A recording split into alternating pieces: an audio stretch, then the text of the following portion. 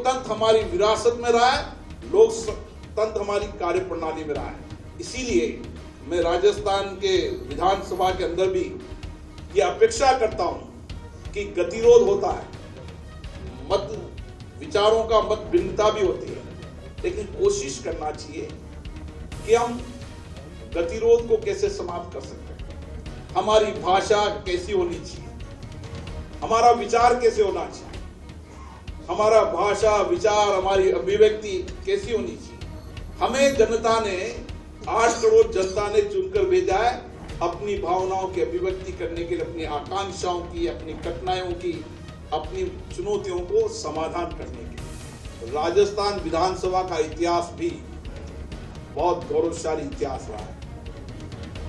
राजस्थान के इस विधानसभा में कई विधेयकों के माध्यम से, नियमों प्रक्रियाओं के माध्यम से, नीतियों के माध्यम से दुनिया की विधायी संस्थाओं को मार्गदर्शन करने का काम किया।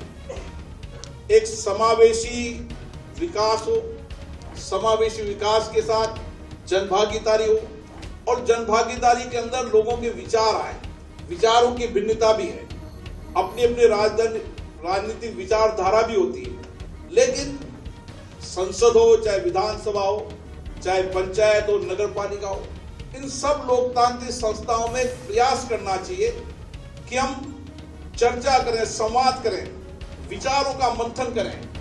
जितना विचारों का मंथन होगा, जितनी सहभागिता होगी, जितने विचार आएंगे, उतने ही हम सर्वश्रेष्ठ काम कर पाएंगे। इसलिए सरदार पटेल जी ने एक बार कहा था कि एक जहाज में कुछ लोगों के विचार से, कुछ लोगों की लापरवाही से वो जहाज डूबने के कगार पर था, लेकिन उसी जहाज को जब ने सामूहिकता से विचार किया तो वो जहाज किनारे पहुंच गया। यही लोकतंत्र है।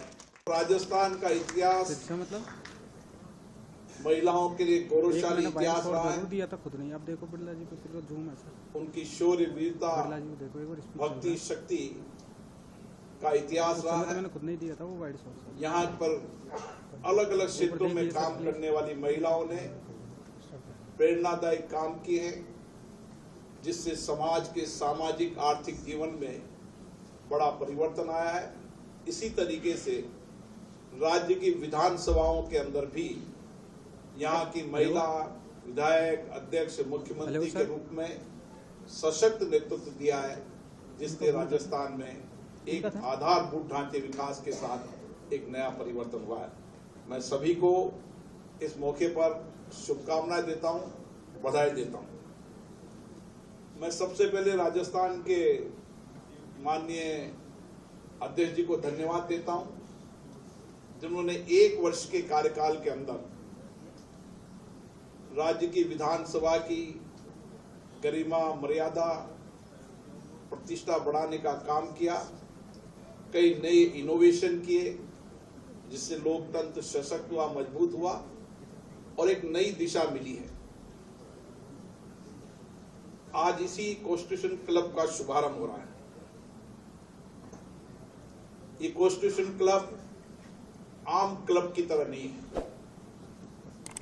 ये क्लब के निर्माण के समय भी और निर्माण के बाद इसके संचालन के समय भी एक इसमें विशेषता है कि हम आजादी के 75 वर्ष के गौरवशाली संविधान के अंगीकार दिवस में गुजर रहे हैं, और इस 75 वर्ष की यात्रा में हमने संविधान के मार्गदर्शन में भारत के अंदर एक परिवर्तन किया, और आज हम कह सकते हैं कि दुनिया के अंदर भारत का लोकतंत्र और भारत का संविधान देश और दुनिया के लिए मार्गदर्शक है। इसी तरीके से राजस्थान विधानसभा का इतिहास भी बहुत गौरवशाली इतिहास रहा है। राजस्थान के इस विधानसभा में कई विधेयकों के माध्यम से, नियमों प्रक्रियाओं के माध्यम से, नीतियों के माध्यम से दुनिया की विधायी संस्थाओं को मार्गदर्शन करने का काम किया। इस राजस्थान विधानसभा में ऐसे विधेयक पारित हुए जो देश के लिए मार्गदर्शक बने, चाहे भूमि सुधार विधेयक हो, अन्य कई विधेयक है जो विधेयक देश के लोकतंत्र के लिए शासन व्यवस्थाओं को चलाने में बहुत बड़ी मार्गदर्शन भूमिका रही। इस विधानसभा के अध्यक्ष रहे हों, चाहे राज्य के मुख्यमंत्री रहे हों, उन सब ने अपने अपने क्षेत्रों के अंदर ऐतिहासिक रूप से उपलब्धि प्राप्त की है और इसी विधानसभा के अध्यक्ष के नाते भी कई गौरवशाली परंपरा भी रही है और इसी राज्य के मुख्यमंत्री जी ने देश के अंदर राज्यसभा का संचालन किया। उपराष्ट्रपति पद पर उन्होंने उपराष्ट्रपति पद के रूप में संविधान की, संसद की मर्यादाओं को उच्च कोटि बनाने का काम किया। अभी भी हमारे उपराष्ट्रपति के रूप में माननीय जगदीश धनखड़ जी राज्यसभा का संचालन कर रहे हैं। और ये कॉन्स्टिट्यूशन क्लब की परिकल्पना जब की थी, जब 1947 के अंदर जब संविधान बनने की प्रक्रिया चल रही थी, चर्चा संवाद की प्रक्रिया थी, उसी समय एक विचार आया कि हम संविधान बनाने की इस प्रक्रिया में अनौपचारिक रूप से भी चर्चा संवाद हो, अनौपचारिक रूप से बातचीत हो। तो 1947 के अंदर एक कॉन्स्टिट्यूशन क्लब बनाने के विचार आया और उसी विचार को लेकर कि ये क्लब देश के संविधान की चर्चा, नीतियों कार्यक्रम की चर्चा, विधान बनाने की प्रक्रिया और किस तरीके से हम देश के अंदर विकास के अंदर ज्यादा से ज्यादा लोगों की भागीदारी हो, एक समावेशी विकास हो, समावेशी विकास के साथ जनभागीदारी हो और जनभागीदारी के अंदर लोगों के विचार आए और इसी विचार को लेकर यह कॉन्स्टिट्यूशन क्लब बना। मैं इसके पूर्व अध्यक्ष सीपी जोशी साहब को धन्यवाद देता हूं जिन्होंने इस क्लब की शुरुआत की। सरकार आती है, बदलती है, निर्माण कार्य चलता है, लेकिन निर्माण कार्य चलने के बाद कोई भी सरकार है, किसी भी दल की सरकार है, लोकतंत्र में कोई स्थायी सरकार नहीं आती, जनपद के आधार पर परिवर्तन होते रहते हैं। तो कोई ये कहे कि मेरे द्वारा बनाया गया है, ये न्यायपूर्ण नहीं है, ये एक नियमित प्रक्रिया है जो चलती रहती है, बदलती रहती है। इसीलिए इस संविधान सदन के रूप में ये कॉन्स्टिट्यूशन क्लब बना है, इसका शुभारंभ हुआ है। मुझे आशा है जिस विचारों को लेकर इस क्लब की योजना बनाई है, आने वाले अध्यक्ष जी उन विचारों को लेकर कार्य करें, क्योंकि भवन बनना ही महत्वपूर्ण है। भवन बनने के बाद उस भवन का उपयोग, उसके उपयोग के साथ उसकी उपयोगिता, उसका संचालन सबसे महत्वपूर्ण है।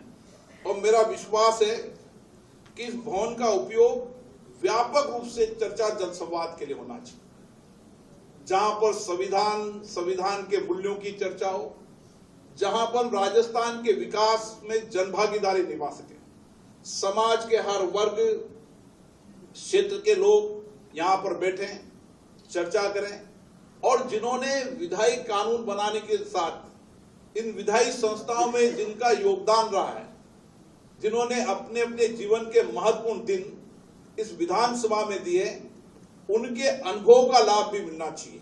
और इसीलिए चाहे पूर्व विधायक हो, पूर्व सांसद हो, चाहे पूर्व मंत्री हो, चाहे पंचायत के लोकतांत्रिक संस्थाओं में काम करने वाले लोग हैं, नगरीय क्षेत्र में लोग काम करने वाले, उन सभी लोकतांत्रिक संस्थाओं में काम करने वाले लोगों की भागीदारी बनकर हम राजस्थान के विकास का रोडमैप कैसे बना सकते हैं। आज राजस्थान देश का सबसे बड़ा प्रदेश तो है सही, लेकिन गौरवशाली इतिहास भी राजस्थान का रहा है। मुझे खुशी है राजस्थान के मुख्यमंत्री भजन लाल जी के नेतृत्व में जहां इसकी विरासत को हम संरक्षण कर रहे हैं, उसके साथ नए आधुनिक राजस्थान बनाने का उनका प्रयास भी महत्वपूर्ण है। और उन्होंने 2 बजट में अपने विचारों को दिया है कि हम राजस्थान की कल्पना कैसी कर रहे हैं। राजस्थान का विकास आधारभूत विकास के साथ, सामाजिक विकास के साथ, समाज के उपेक्षित गरीब व्यक्तियों के जीवन को कैसे बदल सकते हैं। इसी राजस्थान से अंत्योदय योजना शुरू हुई थी, जिसमें समाज जीवन में परिवर्तन का एक पहलू बना था, जो पूरे देश, पूरे विश्व में जिसकी योजनाओं का लाभ मिला था। इसी तरीके से मुझे आशा है राजस्थान के मुख्यमंत्री जी के नेतृत्व में भी इसी तरीके से कुछ ऐसी योजनाएं जो देश के लिए पहल बन सके, जिसमें समाज के वंचित, गरीब, उपेक्षित लोगों के जीवन को परिवर्तन कर सकते हैं। जैसा हमारा इतिहास रहा है, जैसे हमारी विरासत रही है, उसी तरीके से हमारी विधायी संस्थाओं का भी इतिहास गौरवशाली रहा है।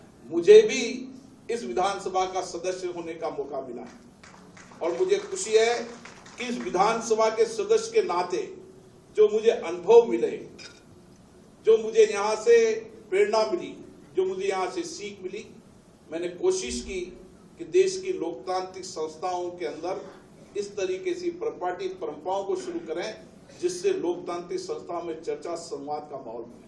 सहमति असहमति हमारे लोकतंत्र का विशेषता है, विचारों की भिन्नता भी है, अपने अपने राजनीतिक विचारधारा भी होती है, लेकिन संसद हो, चाहे विधानसभा हो, चाहे पंचायत हो, नगर पालिका हो, इन सब लोकतांत्रिक संस्थाओं में प्रयास करना चाहिए कि हम चर्चा करें, संवाद करें, विचारों का मंथन करें।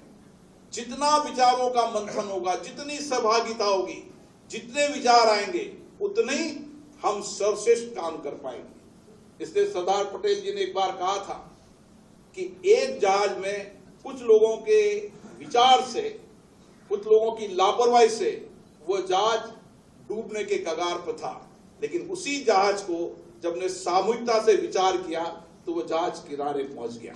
यही लोकतंत्र है। लोकतंत्र की ताकत कितनी बड़ी भारत के अंदर कि हमने 75 वर्ष की इस लोकतंत्र की यात्रा में इन्हीं संस्थाओं से, हमें खुशी है कि पंचायत राज जैसी संस्थाओं का उदय भी राजस्थान से हुआ। इसलिए राजस्थान तो लोकतंत्र की सबसे बड़ी जननी है। हमारे राजा महाराजाओं के राज हुआ करते थे, उसमें भी लोकतंत्र हुआ करता था। इसलिए लोकतंत्र कोई आजादी के बाद का लोकतंत्र नहीं, लोकतंत्र हमारी विरासत में रहा है, लोकतंत्र हमारी कार्य प्रणाली में रहा है। इसीलिए मैं राजस्थान के विधानसभा के अंदर भी ये अपेक्षा करता हूं कि गतिरोध होता है, मत विचारों का मत भिन्नता भी होती है, लेकिन कोशिश करना चाहिए कि हम गतिरोध को कैसे समाप्त कर सकते हैं। हमारी भाषा कैसी होनी चाहिए, हमारा विचार कैसे होना चाहिए, हमारा भाषा, विचार, हमारी अभिव्यक्ति कैसी होनी चाहिए। हमें जनता ने, 8 करोड़ जनता ने चुनकर भेजा है अपनी भावनाओं की अभिव्यक्ति करने के लिए, अपनी आकांक्षाओं की, अपनी कठिनाइयों की, अपनी चुनौतियों को समाधान करने के लिए। इसलिए मंच, ये विधानसभाएं इस काम के लिए होना चाहिए। व्यक्ति रूप से आरोप प्रत्यारोप के लिए विधानसभाएं लोकतंत्र के मंच नहीं होना चाहिए। और मैं हर मंच पे कहता हूं, जब हमारा संसदीय लोकतंत्र का मंच, विधानसभा के अध्यक्षों और लोकसभा राज्यसभा के मंचों का पीठासीन अधिकारी सम्मेलन भी, हम बार बार ये चर्चा करते हैं कि सहमति असहमति, आरोप प्रत्यारोप, विचारों की भिन्नता, विचारधाराओं की, ये तो ताकत है। लेकिन आजकल विधानसभा में नियोजित तरीके से गतिरोध होने लगा, लोकसभा में नियोजित तरीके से गतिरोध होने लगा। सुबह आकर इस योजना से आना कि आज विधानसभा नहीं चलने दे, लोकसभा नहीं चलने दे, ये नियोजित तरीके का गतिरोध लोकतंत्र के लिए उचित नहीं है। हमें अगर लोकतंत्र को सशक्त बनाना है, मजबूत बनाना है, लोकतंत्र को जनता के प्रति जवाबदेही बनाना है, जनता की अपेक्षाओं के अनुरूप बनना है और जनता की भावनाओं के अनुरूप विधायी संस्थाओं को बनाना है, तो हमें लोकतंत्र के अंदर चर्चा, संवाद करना चाहिए। सहमति असहमति पूरे विचारों के साथ अभिव्यक्ति करना चाहिए, लेकिन सदन चले इस तरीके का प्रयास करना चाहिए। क्योंकि राज्य विधानसभा से ये विचार लोकतंत्र की पंचायत में जाएगा, नगरीय विकास में जाएगा। मैंने तो विधानसभा अध्यक्ष से कहा है कि जितनी लोकतांत्रिक संस्था है, उन सभी लोकतांत्रिक संस्थाओं में गतिरोध समाप्त कर चर्चा संवाद का केंद्र बनना चाहिए और ये आपका कॉन्स्टिट्यूशन क्लब इसी चर्चा संवाद का केंद्र बनेगा। जब विधानसभा में कभी असहमति गतिरोध होगा तो अनौपचारिक चर्चा के लिए आप इस कॉन्स्टिट्यूशन क्लब में आएंगे, अनौपचारिक चर्चा करेंगे, संवाद करेंगे। और जो भी अनौपचारिक चर्चा संवाद करने की परंपरा राजस्थान में रही है, राजस्थान में पक्ष विपक्ष की बहुत गौरवशाली परंपरा रही है और इस गौरवशाली परंपरा को हमें आगे बढ़ाने का प्रयास करना चाहिए। जब गतिरोध हो हम अनौपचारिक रूप से बैठे चर्चा करें और उसका समाधान करने का प्रयास करें। ये कॉन्स्टिट्यूशन क्लब इसीलिए है, ये अन्य औपचारिक अन्य क्लब की तरह नहीं है कि हम यहाँ पर संगीत गीत मनोरंजन के लिए आए हैं। ये एक संविधान क्लब है और संविधान की मर्यादाओं प्रतिष्ठा के अनुरूप इस क्लब का संचालन होना चाहिए। यहाँ पर देश विदेश की सेमिनार होना चाहिए, लोकतंत्र पर चर्चा संवाद होना चाहिए, हर वर्ग के लोगों के संवाद चर्चा की होना चाहिए और इसको हम किस तरीके से इसका संचालन करते हैं ये सबसे महत्वपूर्ण है।